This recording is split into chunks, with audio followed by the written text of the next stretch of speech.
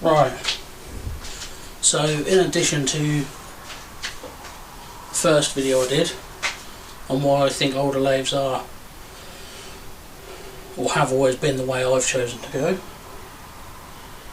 I'll just throw the other side of the argument out there. Now again, these are just my opinions and they're not always the same for everyone. So the upside to buying, say, a new mini lathe or a Warco, which are generally the smaller side, are they're generally smaller. You know, they're not big, they're not heavy, they take up less space. You put them on your bench, you can get the stands for them, but yeah, you know, the Launch lathe behind me, the stand for that weighs nearly 1/4 of a ton, whatever it is. It's all cast iron. It's totally unnecessary, but it's there for rigidity and precision. You can mount a mini lathe or bench top lathe to a wooden bench to get yourself going. It's not going to be the best, it's not going to be the greatest, but it'll do. They're lighter, they're easier to move. Something like this, my Colchester Master, this thing weighs an absolute ton. You know, I had to have an engine hoist to lift it up, to get the legs under it.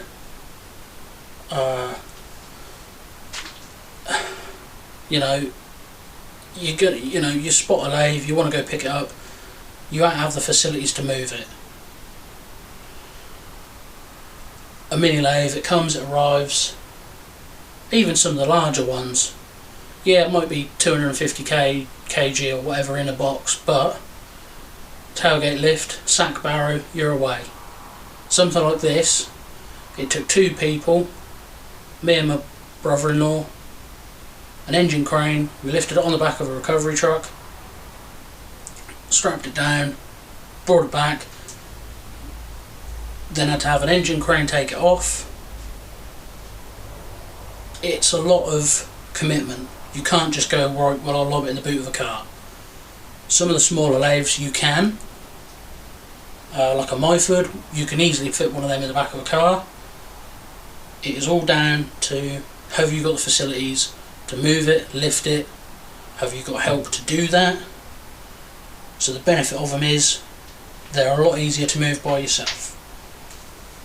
Next is, it's a new machine. There should be no wear in any of it. You haven't got to worry about tearing it to bits like this Colchester, stripping it down, cleaning everything up, putting it back together. It's a new machine, it should be good, ready to go from the off. Now a lot of the times they aren't, but the higher end stuff like the Warcos, the Precision Matthews, which are more of an American thing I think than an Australian, but they seem to be quite good from what I've seen. And the Warcos, they've got a better reputation than some others, but they're still not the best. They are, you know what you're getting. You do know what you're getting. You're getting something that's new, a little bit of tinkering, and you've got a machine with very little wear in it. This has got wear in the bed. I'm not fussed about it, I'll work with it. This has also been another reason why some people don't want the hassle of it. You know, something like this was full of bodges. There was bits that have been modified and altered by previous owners, and I've had to go through and take everything out. A new machine is a new machine. It's under warranty. Anything goes wrong, you ring them up, they take it back, they sort it out. There's no bodges by previous owners to worry about. No guards that have been cut off, no alterations, nothing, no hidden nasties. You buy a second-hand lathe, you have to expect there will be something wrong with it. Somewhere that has been bodged, fixed, or not told about. One of them, for example, was the gap bed is missing on here. There's a bolt goes in here, a bolt goes in here, and a bolt goes in here. When I went to undo it, this one was came undone, this one came undone. There was no head on this, it's snapped off in there. So that's a job I've got to do, I've got to remove it. So a new lathe doesn't have those issues. Speeds. This is an old girl, 500 and 50 RPM is the max speed. The launch hasn't even got a plate on it. Without a speed get dial and having it running, I couldn't even tell you what the top speed is.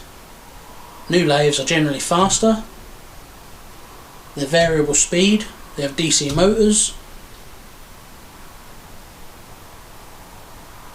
That comes with the downside of torque, but it's convenient. You just turn a dial and you're at the speed you want. You may have a high speed and a low speed on a belt or a gear, depending on what you buy, but that's that's all it is. Whereas something like this, you're dictated by the speeds that the gearbox has. Like I say, this is very old, low speed. You can get away with overspeeding them, but I shan't bother. A lot of people say you shouldn't, but there are people that have done it and it's been fine. So a newer lathe has more of a variable range and you have greater control over it. You know, you are limited by, I've got direct drive, back gear, whichever way around it is, and those combinations. So it is very limited to speed. You got to pick with it, stick with it. You can choose what you want with a new lathe. With this, it was on eBay. I paid scrap money for it because no one else bid on it. But less than scrap money, to be fair. I could have drove it straight to a scrapyard and made money. But it was what was there. It is what it is. You know, I said in the last video you get the extras with them if you hold out for the right deal. Well, that also goes the other way. You only get what's with it. It is what it is. A new lathe, you can spec it. You can say you want a metric lead screw. You can say you want cross feed as well as carriage feed. You can spec it if you're willing to pay for it. A second-hand lathe is whatever's on the market at the time is what you can have. Yes, you can hold out, but then the one you've seen that is half decent may be gone and nothing else comes up. This lathe hasn't got a steady rest. It's a job on the list. An upside of a new lathe is it comes with all of that.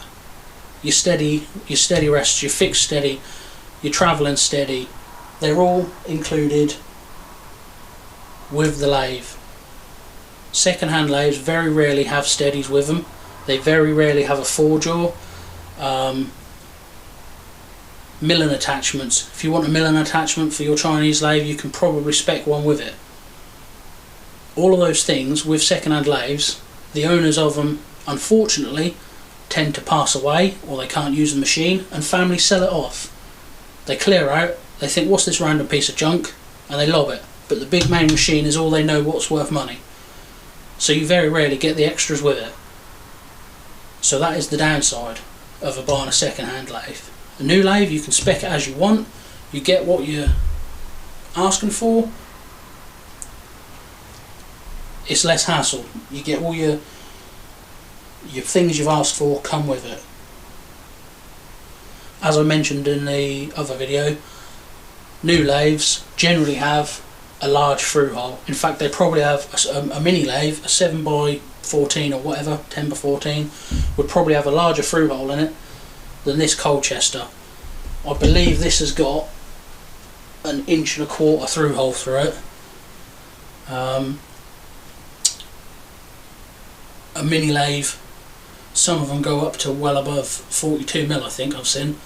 Don't quote me on that, but it's about, you know, 30mm, 40mm ish, which is a massive benefit. To be able to shove something long through and not have to worry about hanging it on a steady and all that is a big upside of buying a newer style lathe. I also said in the other video there is a market for parts. The Chinese lathe market is massive. There are multiple brands, there are multiple distributors, there are multiple aftermarket attachment companies. There are people out there that they have a hobby of just making one part that they thought people want to buy, such as a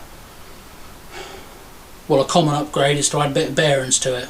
Another common upgrade is metal gears rather than the nylon or plastic. Well, all of these things, they have got that, you have to make them work, but there is a massive market for added parts. What you can get a mini lathe to do is phenomenal. Something else I just want to touch on is, I keep referring to mini lathe because for the price range, that is all the hobbyist would normally, the budget would stretch to. So your Myford, I mean, a good Myford is still going to be more expensive than a Chinese mini lathe.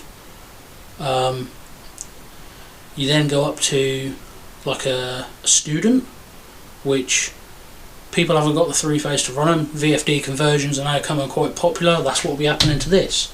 But again, it's hassle. If you want something you want to just plug in, start turning them to making chips, a new mini lathe is very convenient, and they have their place, and a lot of people have got into the hobby of turning with one, and that is brilliant. But cost has always been a giant factor in why I've gone this way, because what you get versus what you could get for a new mini lathe has always swayed me the other way.